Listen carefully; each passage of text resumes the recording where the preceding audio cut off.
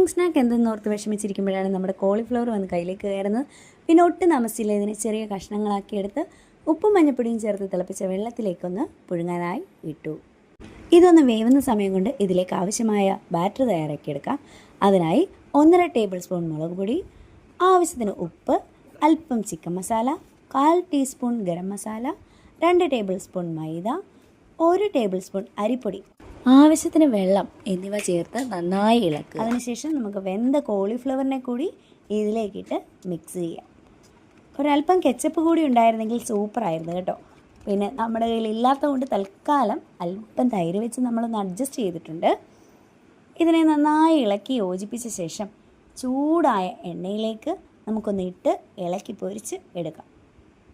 നമ്മുടെ കോളിഫ്ലവറൊക്കെ നന്നായിട്ട് നിറം മാറി നല്ല മൊരിഞ്ഞ് വന്നിട്ടുണ്ട്. നമുക്കിത് ചൂടോടുകൂടി തന്നെ സെർവ് ചെയ്യാം. അലങ്കാരത്തിനായി 2 തണ്ട് കറിവേപ്പില കൂടി നമുക്കിതിലേക്ക് ഇടാം.